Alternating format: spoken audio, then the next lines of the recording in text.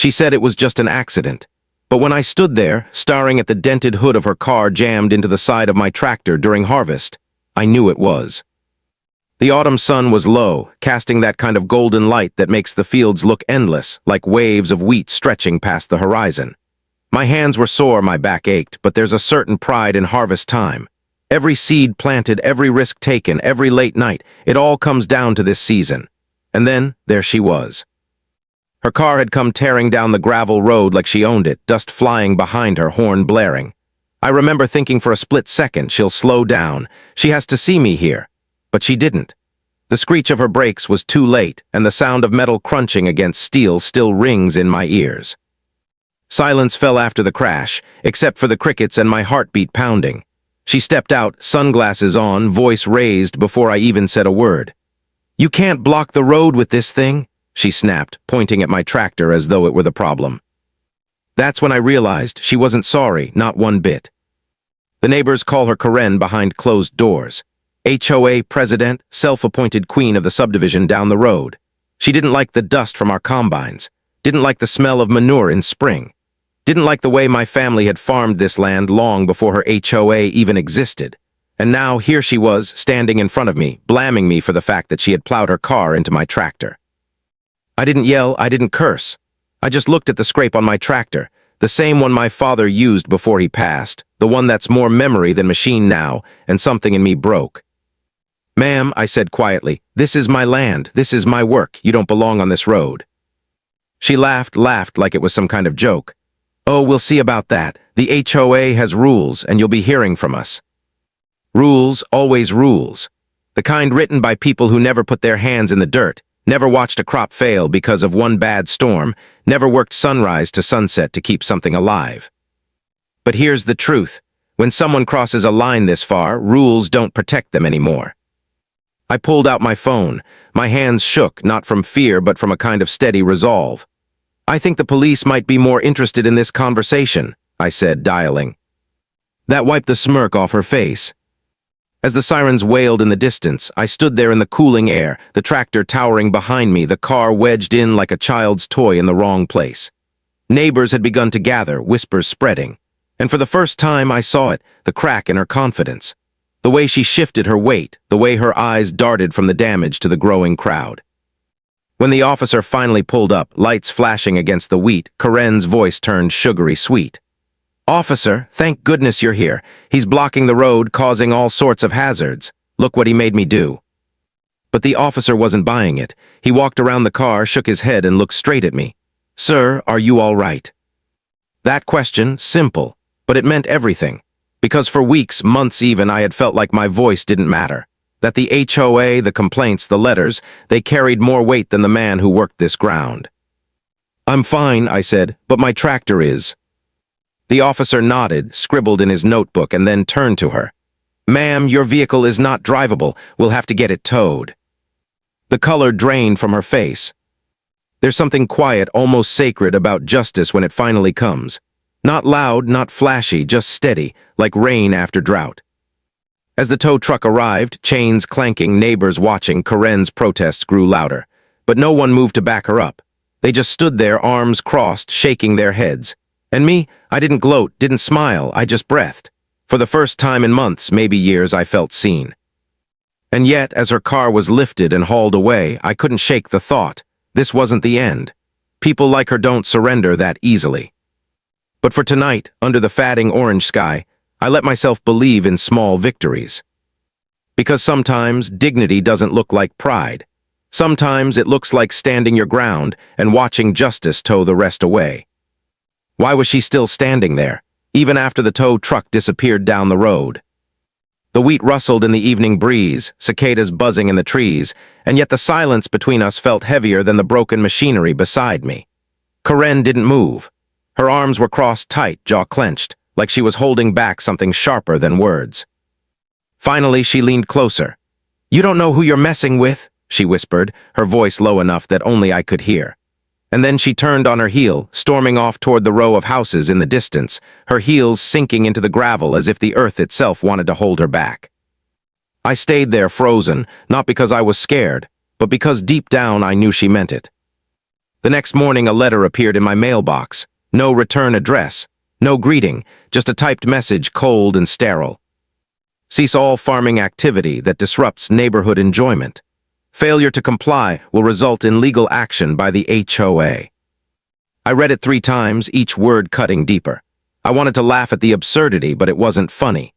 My family had farmed this land for 3 generations, before the subdivisions, before the HOA, before Karen ever dreamed of buying her fancy house with its manicured lawn and perfect hedges. Still, the thought gnawed at me. Could they actually take it this far? Could a group of neighbors with a set of rules really threaten my way of life? That night, I sat at the kitchen table, calloused hands wrapped around a chipped coffee mug, staring at the letter. My father's old hat hung by the door, the same one he wore through storms and droughts, always telling me, "The land provides, son, but only if you protect it." I could almost hear his voice again, calm and steady. But now, protecting it didn't mean pulling weeds or fixing tractors.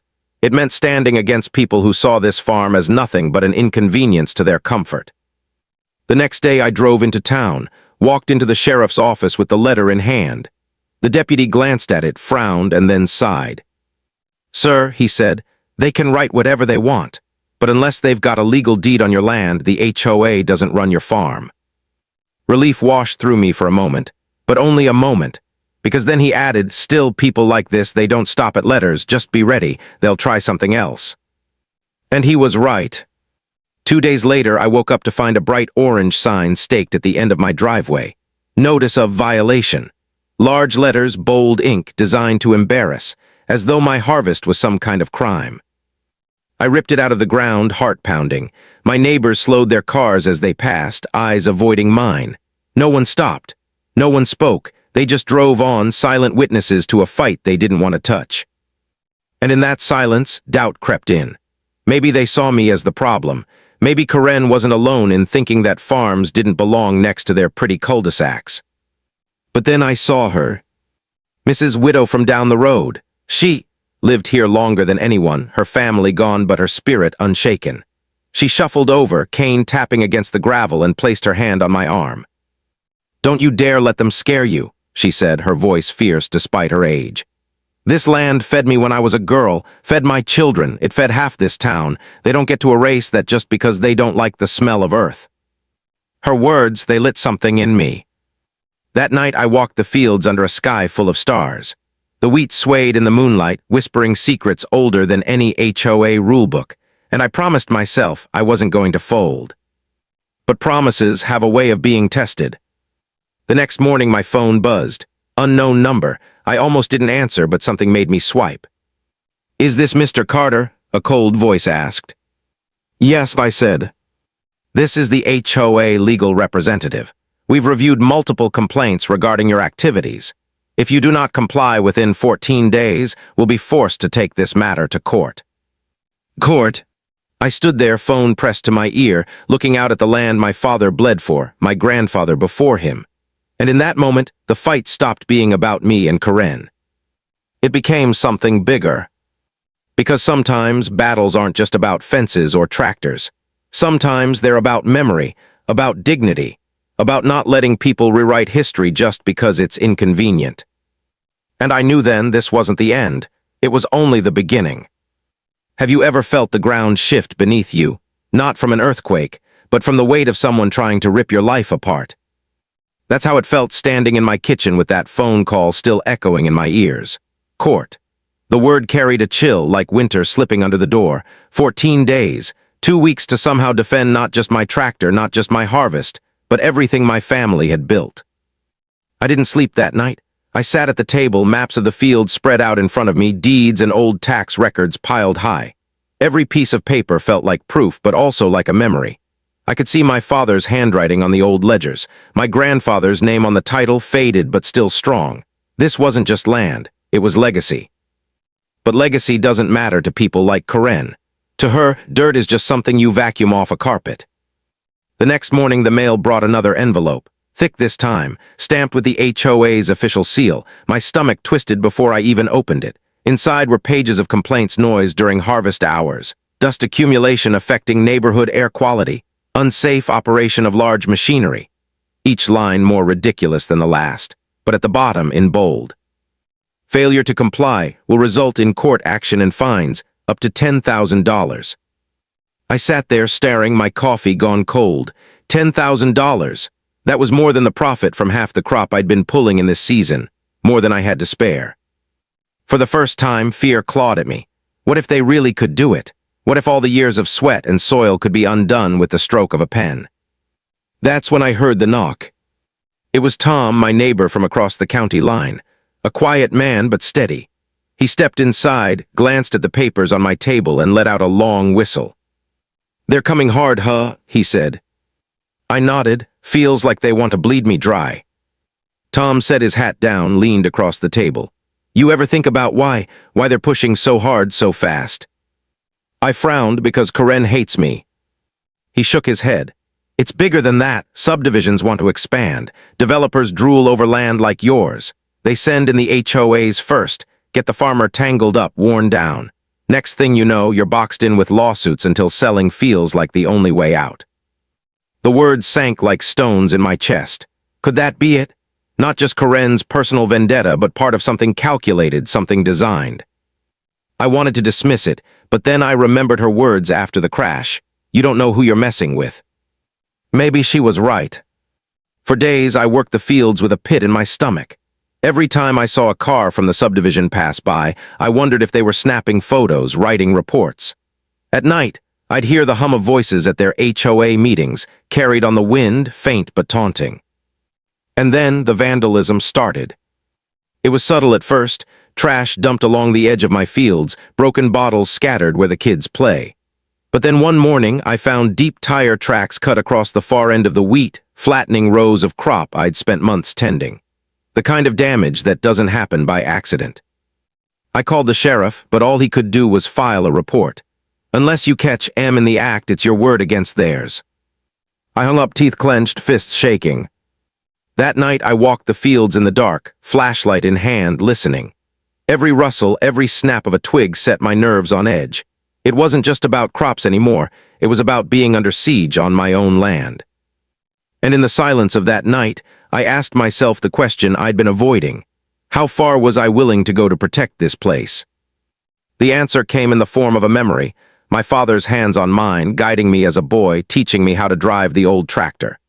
"This machine," he'd said, "it's more than metal, it's your shield, it's your sword. Don't let anyone take it from you." I tightened my grip on the flashlight. Maybe I couldn't fight them with lawyers and endless letters, but I could fight them with something else. Determination. And as I stood there under the stars, I knew one thing. If Karen thought I was going to roll over and let them pave my family's history into another parking lot, she was dead wrong. Because sometimes the land doesn't just belong to you. Sometimes you belong to the land. And this land was not for sale. Why was there always a shadow watching from across the road? The subdivision sat just beyond the tree line, neat rows of houses with identical roofs and manicured lawns. At night, their porch lights glowed like eyes, unblinking, fixed on me. And lately, I'd begun to notice one light in particular. A second-story window in Karen's house, curtain pulled back, her silhouette framed against the glass. Watching, waiting. It was harvest week, the busiest, hardest days of the year. My crew, mostly family and a few trusted neighbors, pulled 12-hour shifts, tractors crawling through the fields, combines roaring like mechanical beasts. Dust rose in clouds. Diesel filled the air. This was the work that fed us, the work that kept the lights on. But even in the middle of that storm, my mind wasn't on the grain pouring into the bins. It was on the next letter, the next knock, the next fight. And then it came. 3 men in suits showed up one morning, stepping out of a black SUV that looked like it had never seen a gravel road. They didn't introduce themselves at first, just started taking photos, scribbling notes. When I walked over, wiping the sweat from my brow, one of them finally spoke.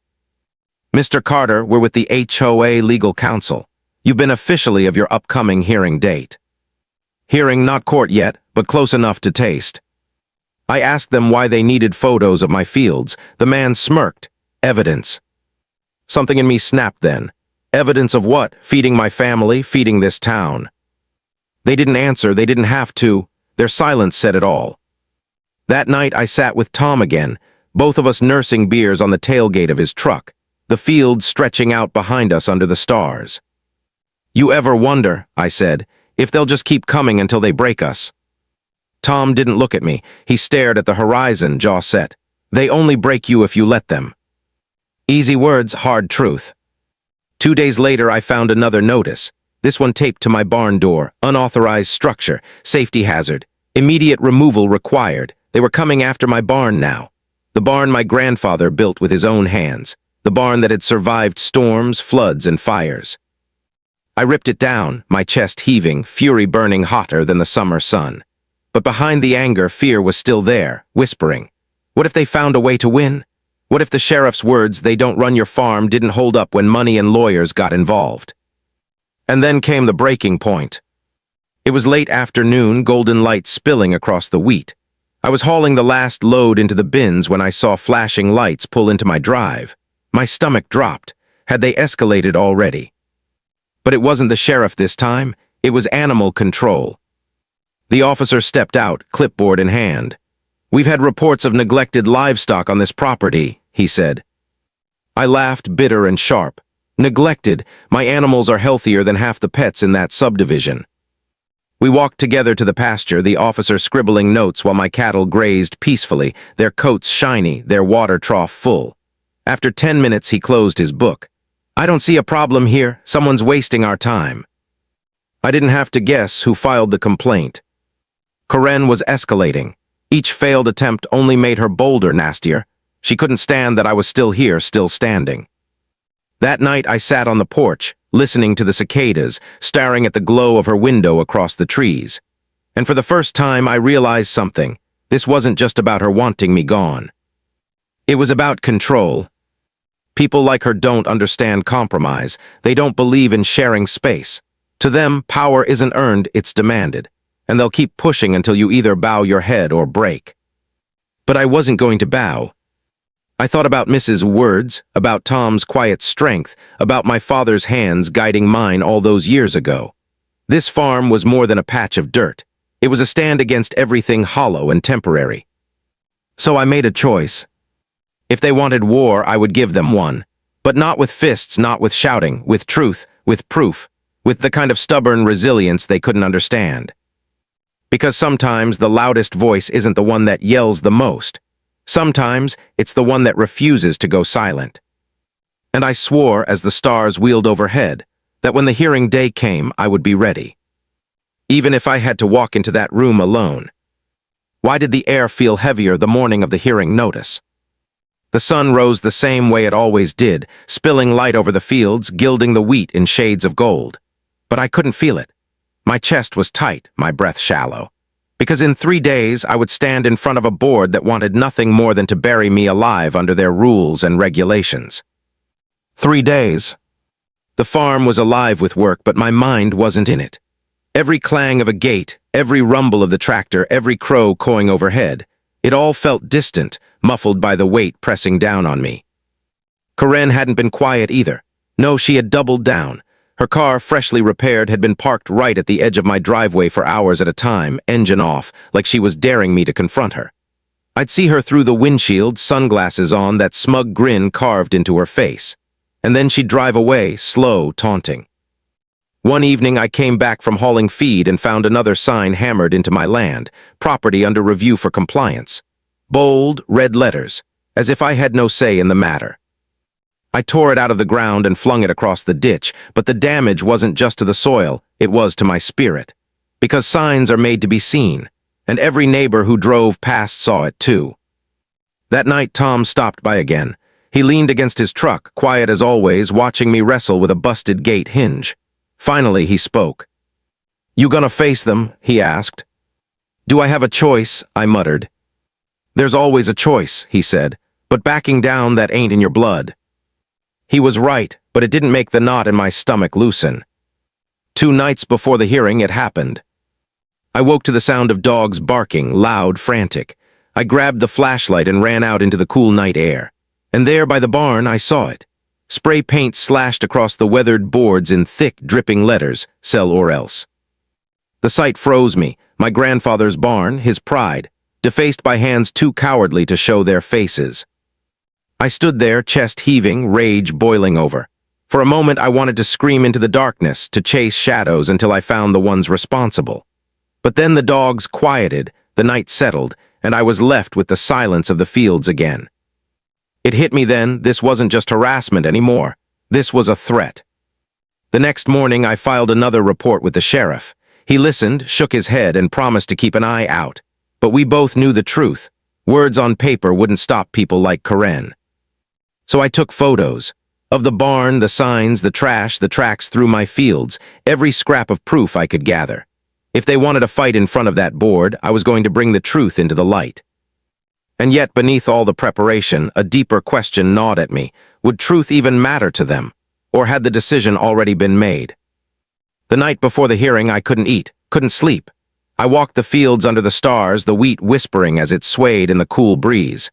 My father's voice echoed in my memory, "The land provides, son, but only if you protect it." I clenched my fists.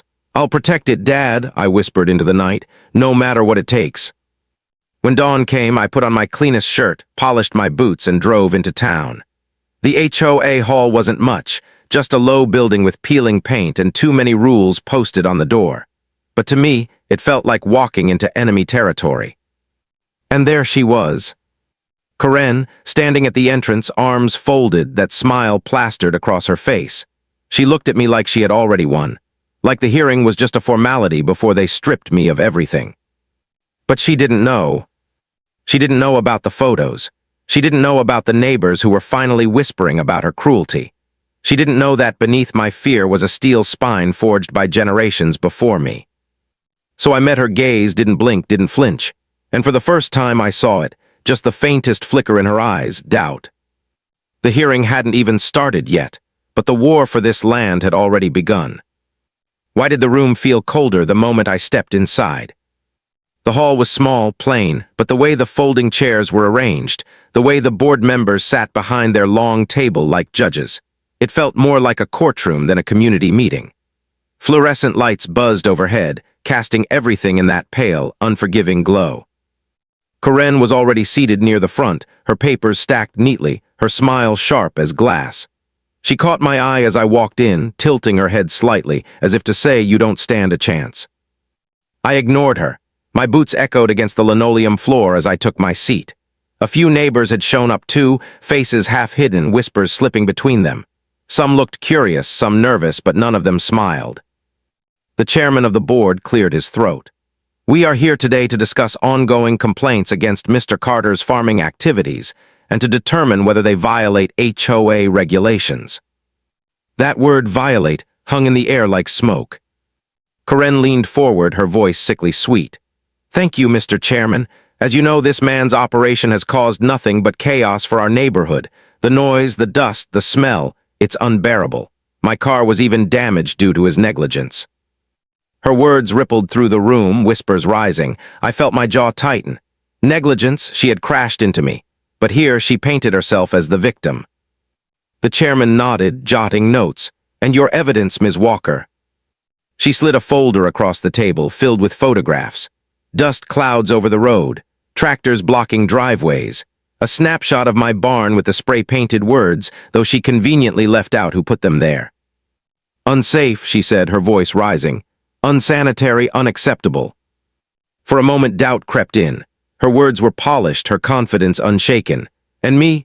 I was just a farmer with calloused hands and a stack of photos in my.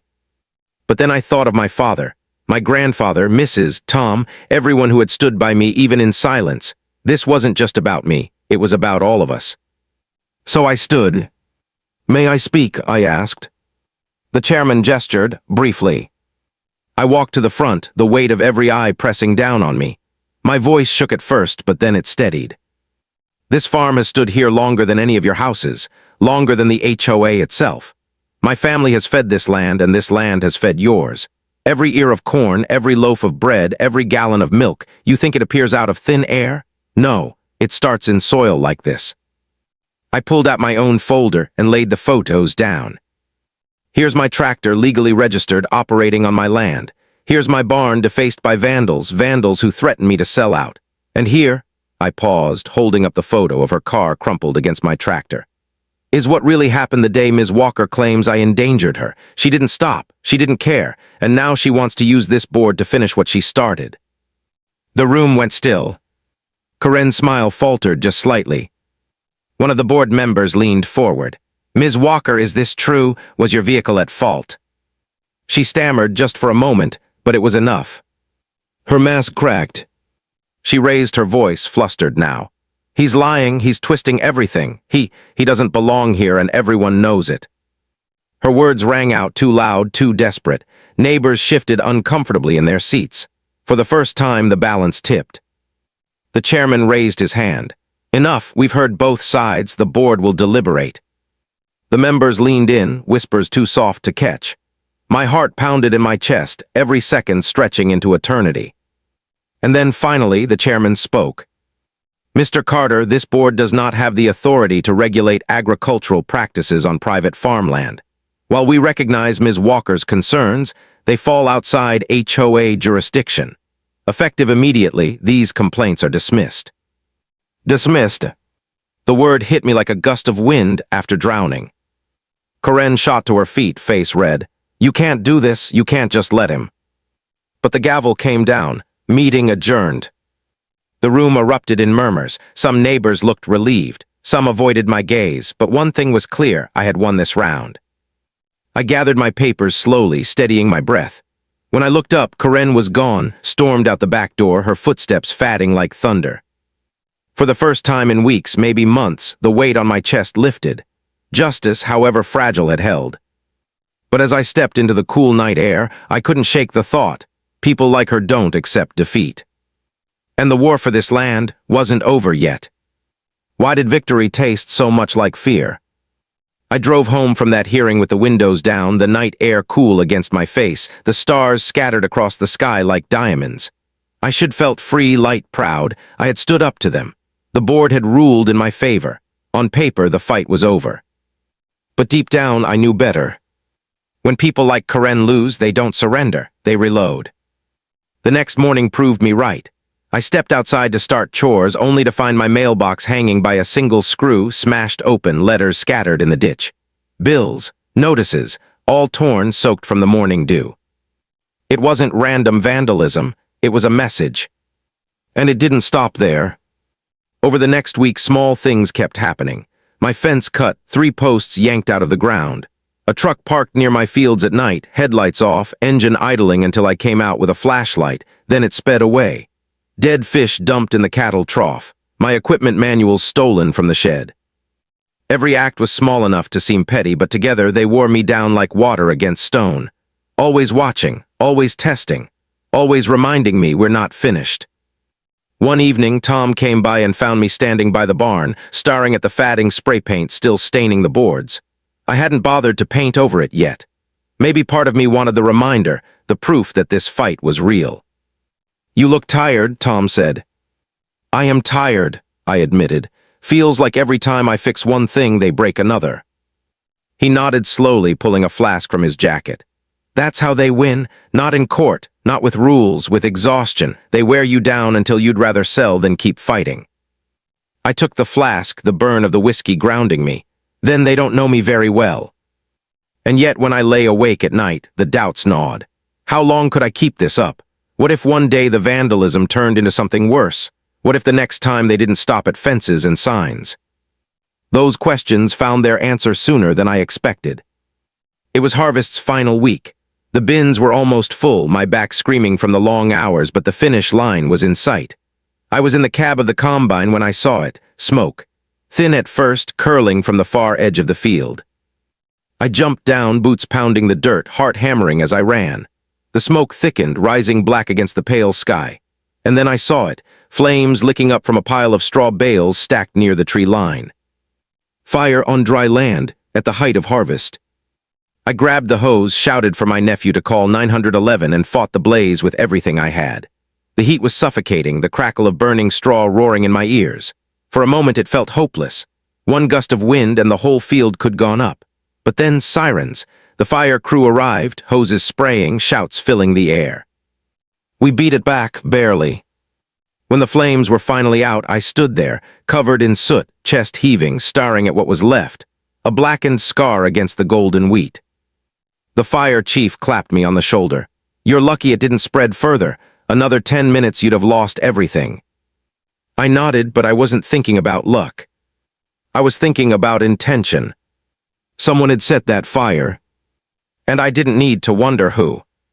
Later that night, as I sat on the porch, Karen's car crawled past my driveway. She didn't stop, didn't roll down the window, but she didn't need to. Her face, pale in the glow of her dashboard, said enough.